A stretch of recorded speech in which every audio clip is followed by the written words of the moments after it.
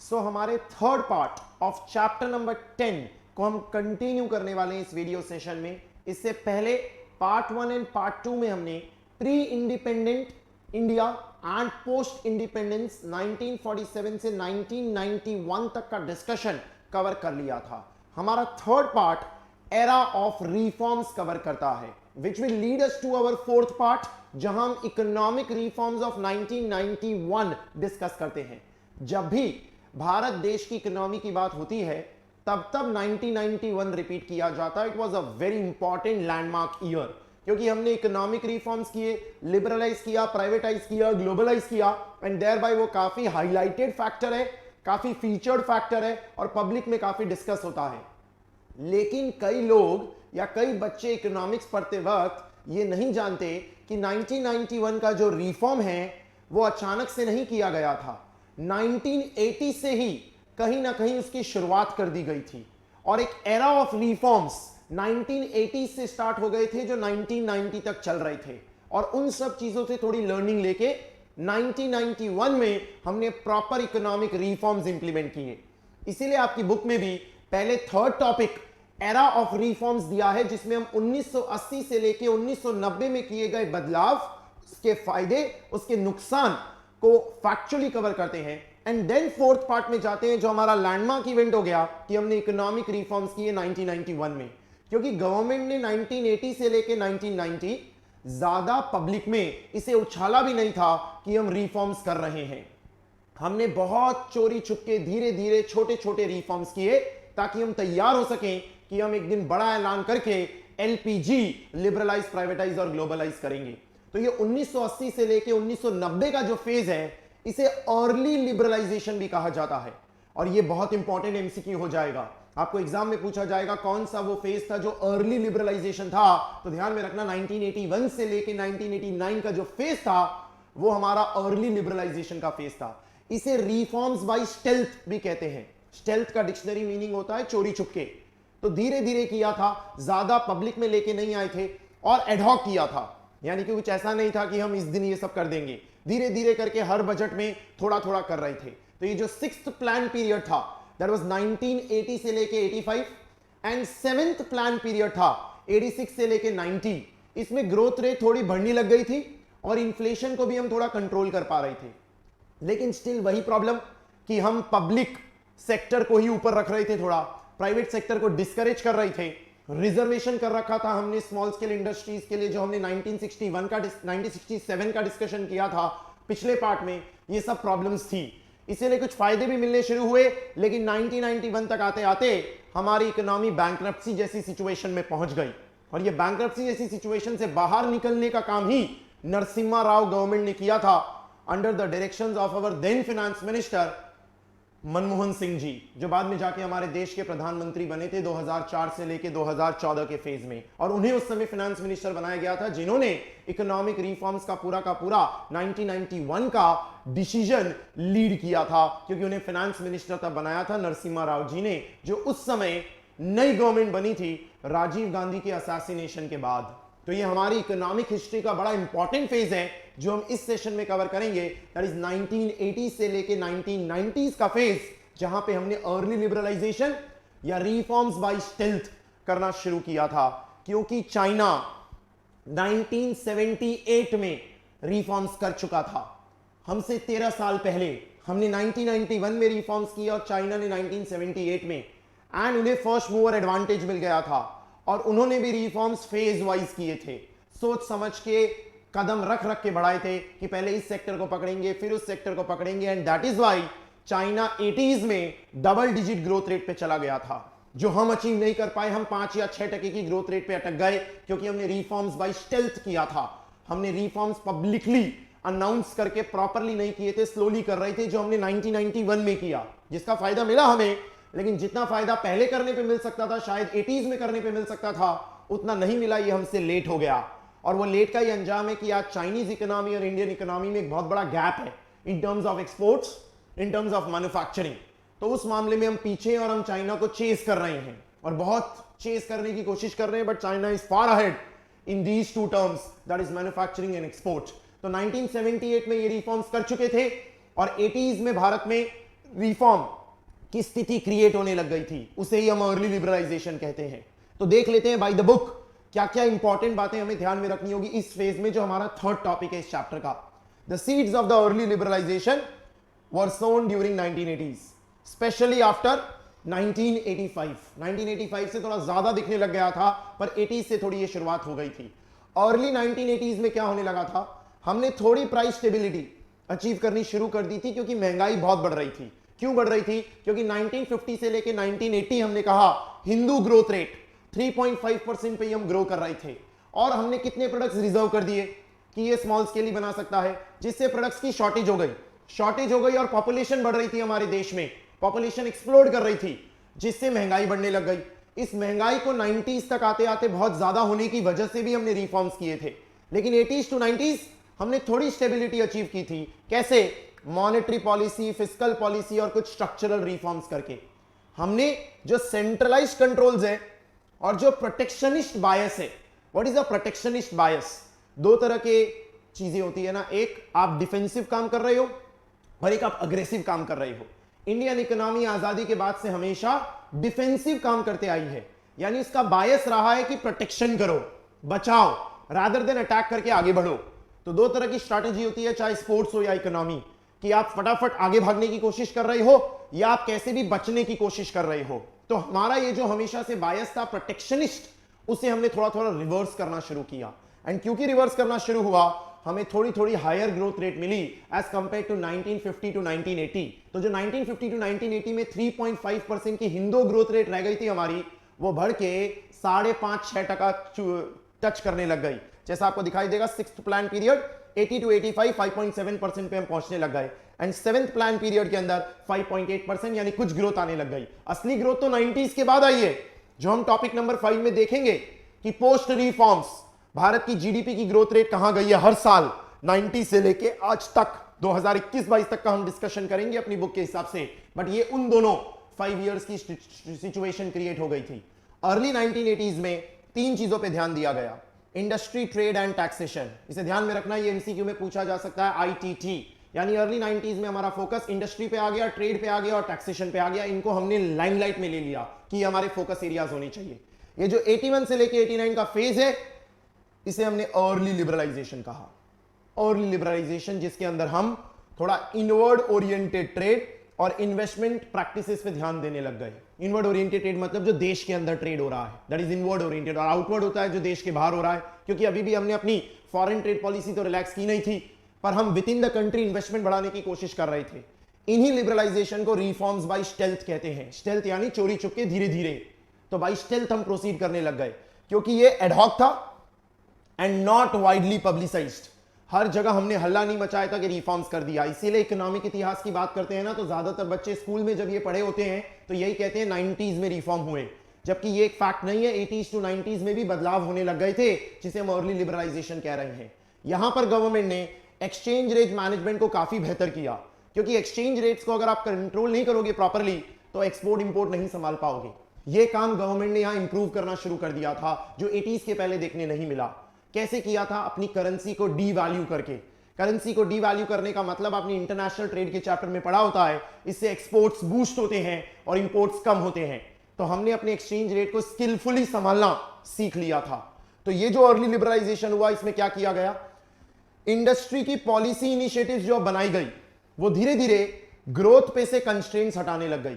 यानी ये जो प्राइवेट सेक्टर है उसको थोड़ा थोड़ा एनकरेज करने लग गई, ज्यादा डायनेमिक हो गए हम।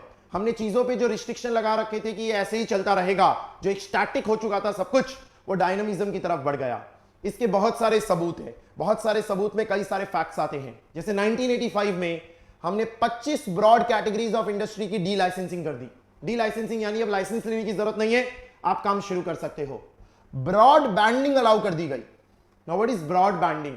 ये जो लाइसेंस राज था, जो इंडस्ट्रियल पॉलिसी रिजोल्यूशन 1956 ने शुरू किया था, इस लाइसेंस राज में हमने एक बात देखी होती है कि अगर इंडस्ट्री शुरू करनी है तो भी लाइसेंस लेना होगा, प्रोडक्ट लाइन बढ़ानी है तो भी लाइसेंस लेना पड़ेगा। तो गवर्नमेंट ने कहा कि अब कम से कम प्रोडक्ट लाइन के लिए नया लाइसेंस लेने की जरूरत नहीं है। मतलब मैं पहले ट्रक बनाता था और अब मैं कार भी बनाना चाहता हूं तो नया लाइसेंस लेने की जरूरत नहीं है। That is broad banding. यानी कि लाइसेंस नया काम शुरू करने के लिए तो लेना है, पर प्रोडक्ट लाइन डाइवर्सिफाई करने के लिए, बढ़ाने के लिए नए लाइसेंस की जरूरत नहीं है, जिससे फ्लेक्सिबिलिटी हो जाएगी। तो प्रोडक्ट मिक्स चेंज कर सकते हो, जिसे ब्रॉड बैंडिंग का नाम दिया। तो ये इंपॉर्टेंट एमसीक्यू हो सकता है कि ब्रॉड बैंडिंग क्या होता है, प्रोडक्ट मिक्स चेंज करना, उसके लिए लाइसेंस की जरूरत नहीं है। जो एमआरटीपी की बात हमने की थी, monopolistic restrictive trade practices act 1969, जो बड़े फर्म्स की ग्रोथ रोकती थी, उसकी डेफिनेशन चेंज करके 20 करोड़ से बढ़ा के 100 करोड़ कर दी गई कि 100 करोड़ तक वाली फर्म्स पे हम ज्यादा प्रॉब्लम्स क्रिएट नहीं करेंगे, उससे ऊपर वाली जो होगी उसी पे रेगुलेशंस लगाएंगे। तो लिमिट बढ़ा दी गई 20 करोड़ से 100 करोड़। और हमारे देश में एक्साइज ड्यूटी में एक बदलाव करके हम मॉडवैट लेके आए, मॉडिफाइड वैल्यू एडेड टैक्स। इसे बहुत डिटेल में तो आप अभी नहीं समझ पाओगे, इसे आप इंटर में बहुत डिटेल में समझोगे कि ये मॉडवैट क्या होता है। बेसिकली जो हम सामान खरीदते हैं उस पर जो जीएसटी आज के वक्त में लगा होता है वो इनपुट जीएसटी होता है, जिसका आपको क्रेडिट मिलता है, और जो आप बेचते हो उस पर जो आउटपुट जीएसटी होता है उसके सामने वो एज एन एसेट यूज किया जा सकता है। यानी कि जो इनपुट टैक्स लगते थे, इनपुट एक्साइज ड्यूटी लगते थे, मॉडवैट आ जाने के बाद वो एसेट बन गए, जबकि इससे पहले वो एक्सपेंस हुआ करते थे, जिससे टैक्स का कास्केडिंग इफेक्ट आता था और इन्फ्लेशन होता था। तो ये सिस्टम 80s में चेंज किया गया था मॉडवैट इंट्रोड्यूस करके कि इनपुट्स वगैरह पे टैक्सेशन इससे कम होगा। एंड सेबी 1988 में गठित किया गया, इंपॉर्टेंट ईयर 1988 में हमने सेबी गठित किया, बट उस समय उसे स्टैट्यूटरी बॉडी का दर्जा नहीं दिया था, उसे स्टैट्यूट के थ्रू सेबी एक्ट 1992 में हमने दर्जा देना शुरू किया था। तो सेबी एक्चुअली में कभी भी पढ़ते हैं तो कहा जाता है कि 1992 में एस्टैब्लिश हुआ, that is correct, but as a statute, as a non statutory body वो पहले ही बन चुका था 1988 में। तो एग्जाम में कहा जाएगा कि SEBI as a non statutory body कब एस्टैब्लिश हुआ, तो आप कहोगे 1988, और फिर उसे अपना एक एक्ट बना के इंडिपेंडेंटली कब चलाया गया, 1992 में। यानी पहले सरकार ही चला रही थी तो वो इंडिपेंडेंट बॉडी नहीं थी, और फिर बाद में उसी समय हर्षद मेहता स्कैम और ये सब हुए थे, और तब इमीडिएट नीड फील हुई कि सेबी प्रॉपरली वर्क करना चाहिए, एक इंडिपेंडेंट बॉडी होनी चाहिए, तभी हमारे कैपिटल मार्केट्स को प्रॉपरली रेगुलेट किया जाएगा। तो 1991 के रिफॉर्म्स के बाद 1992 में एक स्टैट्यूट बना के उसे एग्जीक्यूट किया गया था। तो ये इंपॉर्टेंट हो जाएगा 1988 एंड 1992, तो ध्यान में रख लेना 1992, ये आगे आएगा इकोनॉमिक रिफॉर्म्स में 1992, बट यहां पे आप कवर कर सकते हो। एक और इंपॉर्टेंट बात, OGL list, open general licence. ये जो हमने लाइसेंसिंग की बात की थी, इसमें कुछ बिजनेसेस के लिए कहा था चलेगा, ओपन जनरल लाइसेंस होता है, मतलब कि आप इसमें काम शुरू कर दो, जनरल लाइसेंसिंग में हम आपको अलाउ कर देते हैं, आपको स्पेसिफिक लाइसेंस लेने की जरूरत नहीं है। इस लिस्ट को बढ़ाना शुरू कर दिया था, और जब तक 1990 में रिफॉर्म्स आए तब तक हम करीब करीब 1329 इंडस्ट्रीज को जो कैपिटल गुड्स बनाती थी उन्हें इस लिस्ट में ला चुके थे। एक्सपोर्ट्स बढ़ाने के लिए हम इंसेंटिव्स देने लग गए, बेनिफिट्स देने लग गए, एक्सचेंज रेट को हमने रियलिस्टिक लेवल पे सेट करना शुरू किया, और सीमेंट और एल्यूमिनियम की प्राइसेस जो सरकार रेगुलेट करती थी, सरकार ने बोला उसे मार्केट पे छोड़ देते हैं, अब हम उसे रेगुलेट नहीं करेंगे, और हमारी जो रियल इफेक्टिव एक्सचेंज रेट थी उसे 30% से हमने डिप्रिशिएट किया, डीवैल्यू किया, ताकि एक्सपोर्ट्स बढ़ सके और इंपोर्ट्स कम हो सके। 1986 का जो बजट था उसमें टैक्सेस और कट कर दिए गए, इंपोर्ट्स को और पुश किया गया कि इंपोर्ट्स कर सकते हो आप, ज्यादा प्रॉब्लम नहीं है, और टैरिफ रेट्स को भी हम कम करने लग गए, जिसे प्रॉपरली तो हमने 1991 में ही किया, लेकिन इंडिकेशंस देने हमने 1986 के बजट में शुरू कर दिए थे। ये सारी चीजें होने लग गई। ये सब होने के बावजूद ऐसा नहीं हुआ कि 80s to 90s सब अच्छा रहा। 80s to 90s was still a sad part for our economy। यानी कि ठीक है, रिलेटिवली आप बोल सकते हो कि 3.5% से हम 5.8 पे पहुंच गए, लेकिन स्टिल वो ग्रोथ रेट जो हमारी होनी चाहिए थी, या जो चाइना की थी, या जो हमारा पोटेंशियल था, वो नहीं हो पा रहा था। क्यों? उसके कई कारण हैं। कारण क्या है? ग्रोथ परफॉर्मेंस में रुकावटें आ रही थी, थ्वॉटेड। व्हाई? क्योंकि स्ट्रक्चरली जो हमारे यहां पे ढांचा था बिजनेसेस करने का, वो काफी मुश्किल था, उसमें डिस्टॉर्शंस थे। प्राइवेट सेक्टर को अभी भी रोका जा रहा था, उन्हें ग्रो करने नहीं दिया जा रहा था। क्यों? क्योंकि लाइसेंसिंग पॉलिसीज काफी कॉन्वोल्यूटेड थी। What is convoluted? कॉम्प्लेक्स होना, सिंपल नहीं है। हर चीज के लिए ऑफिस खिलाया जाएगा आपको, यहां जाओ वो लाइसेंस लो, वहां जाओ वो लाइसेंस लो। बहुत सारे सेक्टर्स को पब्लिक सेक्टर के लिए रिजर्व किया हुआ था, और गवर्नमेंट के कंट्रोल इतने थे कि प्राइवेट सेक्टर चाह के भी बढ़ नहीं पाता था। इसीलिए आप देखो, भारत में आज के वक्त में जो भी प्राइवेट कंपनियां अच्छा कर रही है वो सब 90s के बाद ही बनी है। 90s के पहले आप उठा के देख लो, आपको बड़े नाम मिलेंगे ही नहीं। एक आध नाम मिलेंगे तो वो इंडिपेंडेंस के भी पहले के हैं, जैसे गोदरेज, टाटा, एक रिलायंस ही एक्सेप्शन निकल के आता है जो 60-70s में स्टार्ट हुआ और इतना ग्रो कर गया, लेकिन अदरवाइज बाकी देखोगे आप तो प्राइवेट सेक्टर कुछ खास नहीं ग्रो किया, क्योंकि इतने सारे रिस्ट्रिक्शंस थे। प्राइवेट सेक्टर को डिस्करेजमेंट क्यों हो गई? क्योंकि स्मॉल स्केल सेक्टर के लिए ज्यादातर गुड्स रिजर्व थे, जो हमने पिछली बार 1967 की पॉलिसी में कवर किया कि लेबर इंटेंसिव इंडस्ट्री खाली और खाली स्मॉल स्केल ही देखेगा। तो अपने आप ही एक रिस्ट्रिक्शन आ गया कि मैं ज्यादा लेबर तो रख ही नहीं पड़ सकता लार्ज स्केल बनाने के लिए, और प्राइस पे बहुत सारे कंट्रोल्स। तो जो पब्लिक सेक्टर मैन्युफैक्चरिंग और सर्विस सेक्टर देख भी रहा था, उसमें भी रुकावटें आ गई, क्योंकि इनएफिशिएंसी थी। क्योंकि सरकार तो इनएफिशिएंट होती है ना, हम आज मॉडर्न इंडिया में भी कहते हैं कि सरकार इनएफिशिएंट है। सरकारी कंपनियां कैसे काम करती है और प्राइवेट कंपनियां कैसे काम करती है, गवर्नमेंट के कंट्रोल्स, ब्यूरोक्रेटिक प्रोसीजर्स, पॉलिटिक्स का इन्फ्लुएंस, मिनिस्टर लोगों का दखल, ये सब पब्लिक सेक्टर को भी इंपैक्ट करने लग गया। जो बड़े साइज के थे और मोनोपोली वाले भी थे, उनकी भी सैटिस्फैक्टरी परफॉर्मेंस नहीं थी, यानी जो सरकार की मोनोपोलीज थी उनके रिटर्न्स काफी लो थे। ये जो एमआरटीपी का कानून था, इसने बैरियर्स बना दिए, डाइवर्सिफाई करने पे रोक लगा दी, और लार्ज इंडस्ट्रियल हाउसेस बन सके वो बनने का मौका ही नहीं दिया, क्योंकि एमआरटीपी एक्ट काफी खतरनाक कानून हो गया।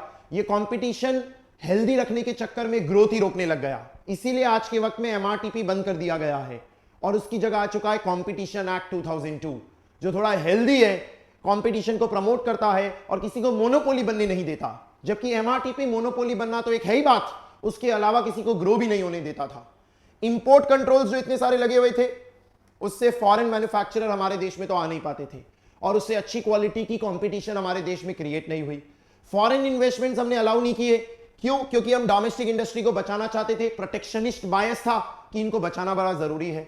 हमने जो इकोनॉमिक एक्टिविटीज वगैरह, रेगुलेशंस वगैरह बनाए, वो कहीं ना कहीं ग्रोथ और डेवलपमेंट के लिए रुकावटें बन गई।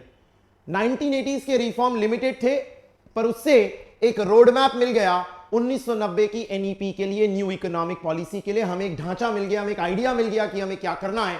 बेसिकली एक वार्म अप हो गया, एक बैकग्राउंड रेडी हो गया हमारे पास। हम ये बात समझ नहीं पाए उस समय कि वेल रेगुलेटेड कॉम्पिटिटिव मार्केट्स जरूरी नहीं होते। कई बार कॉम्पिटिटिव मार्केट्स को छोड़ देना होता है। हर बार गवर्नमेंट इंटरफेयर करे, that is not healthy. Government को कई बार कंपटीशन होने देना चाहिए। हमने ये बात को स्टैंडर्ड बना लिया, द स्टैंडर्ड। किसको स्टैंडर्ड बना लिया? कि गवर्नमेंट का इंटरवेंशन जरूरी है, जबकि ये जरूरी नहीं है। जो डेवलप्ड मार्केट्स हैं, यूएस, यूरोपियन इकोनॉमीज हैं, वो हमेशा से कॉम्पिटिटिव मार्केट्स पे चलते आए हैं, वहां गवर्नमेंट इंटरवेंशन नहीं देखा गया, and they are doing very good. तो हमने 90s के पहले ये धारणा क्यों बना ली कि हर चीज में हम रेगुलेशंस डालेंगे? और आज के वक्त में मॉडर्न इंडिया में हर मार्केट में रेगुलेशन नहीं है, गवर्नमेंट मिनिमल इंटरफेरेंस करता है और मार्केट्स अपने हिसाब से फंक्शन करते हैं। क्योंकि मार्केट्स अगर अपने आप से फंक्शन करेंगे तो कंज्यूमर जो मांगेगा, प्रोड्यूसर वो बनाएगा, एंड इस तरीके से एक हेल्दी प्राइस आएगी मार्केट में। नहीं तो प्राइस बायस्ड होगी, एडमिनिस्टर्ड होगी, सरकार चला रही होगी, जिससे कहीं ना कहीं ग्रोथ डिस्करेज होती है। ये जो 1980s का हमने लिबरलाइजेशन किया, उससे एक फाउंडेशन मिल गया 90s के हमारे रिफॉर्म्स करने का। ये हमारा एरा ऑफ रिफॉर्म्स का डिस्कशन था, जिसके सारे पॉइंट्स हमने कवर कर लिए कि 1980s टू 1990s में क्या किया गया। यहां पर से बहुत सारे सवाल बनने का अगेन स्कोप नहीं है। जो सवाल बन सकते हैं वो अगर हम एक बार क्विकली देख लें तो सबसे पहले ध्यान में रखना, अर्ली लिबरलाइजेशन या रिफॉर्म बाय स्टेल्थ, जिसे इतना ज्यादा पब्लिक में नहीं लाया गया और एक्सचेंज रेट को मैनेज करने के लिए इसे जाना जाता है, जो 1981 से 1989 का फेज है। पहले स्टार्टिंग में खाली इंडस्ट्री, ट्रेड और टैक्सेशन पे ध्यान दिया गया। इससे थोड़े बदलाव हुए, प्राइस स्टेबिलिटी आई, क्योंकि हमने monetary reforms, fiscal reforms, structural बातें ये सब बदली, इसीलिए हमारी ग्रोथ रेट 5.7, 5.8 पे पहुंचने लग गई। लेकिन स्टिल हम बहुत अच्छा नहीं कर पाए। लेकिन कुछ चीजें अच्छी हुई, कुछ चीजें नहीं भी हुई। थोड़ा डायनेमिक एनवायरनमेंट कैसे आया? हमने डी लाइसेंसिंग कर दी 25 ब्रॉड कैटेगरीज की, ब्रॉड बैंडिंग अलाउ कर दी, प्रोडक्ट मिस अलाउ कर दिया, एमआरटीपी की लिस्ट अमाउंट को 20 करोड़ से बढ़ा के 100 करोड़ कर दिया, मॉडवाट लेके आ गए, जिससे टैक्स पे टैक्स लगना बंद हो गया, सेबी को as a non statutory body बना दिया हमने 1988 में, ओजीएल की लिस्ट बढ़ा दी 1329 के नंबर पे। ये याद रखने की जरूरत नहीं है, बट सुना हुआ है तो बेटर रहेगा, ऑप्शन में दिख जाए तो आप टिक कर पाओगे। एक्सचेंज रेट को बेटर रियलिस्टिक कर दिया, सीमेंट एल्यूमिनियम के प्राइसेस मार्केट पे छोड़ दिए, हमने अपनी करेंसी को 30% से डेप्रिशिएट कर दिया, और 1986 में हम टैक्स कट्स करने लग गए। स्टिल ये इतना वर्क क्यों नहीं किया? क्योंकि इनएडिक्वेसीज थी, लाइसेंसिंग पॉलिसी में बहुत ज्यादा कॉन्वोल्यूशन था, यानी कॉम्प्लेक्सिटी थी, एक्सेसिव गवर्नमेंट कंट्रोल्स थे, पब्लिक सेक्टर के लिए रिजर्वेशन थे, और ये जो स्मॉल स्केल का रिजर्वेशन था और प्राइस कंट्रोल था, इससे प्राइवेट सेक्टर कभी काम ढंग से नहीं कर पाया। जहां पे सरकार काम कर रही थी उसमें भी दिक्कत एक ही हुई, क्योंकि इनएफिशिएंसी थी, लॉसेज हो रहे थे और ब्यूरोक्रेट्स कहीं ना कहीं इंटरफेयर कर रहे थे। एमआरटीपी का जो मेन पर्पस था वो अचीव ही नहीं हुआ, डाइवर्सिफिकेशन नहीं हो पाई, एक्सपेंशन नहीं हो पाया बड़े बेसिस का, जिससे एम्प्लॉयमेंट जनरेशन क्रिएट हो। हमने धीरे धीरे इंपोर्ट के ऊपर रिलैक्सेशन करने शुरू किए, एक्सपोर्ट इंसेंटिव्स देने शुरू किए, लेकिन स्टिल हमने कभी ना कभी गवर्नमेंट को इन्वॉल्व रखा ही मार्केट्स में, जिससे कभी भी वो स्टैंडर्ड हम बदल नहीं पाए कि मार्केट अपने आप काम करेगा, गवर्नमेंट इंटरफेयर नहीं करेगी। लेकिन 1980 का जो ये रिफॉर्म का एरा है, इससे 1990s की न्यू इकोनॉमिक पॉलिसी का बेस बन गया। तो हमारा ये थर्ड पार्ट कंप्लीट हो गया। नेक्स्ट पार्ट में हम इकोनॉमिक रिफॉर्म्स ऑफ 1991 जो लैंडमार्क इवेंट है, हमारा fourth part of the chapter है, उसे कंटिन्यू करने वाले हैं।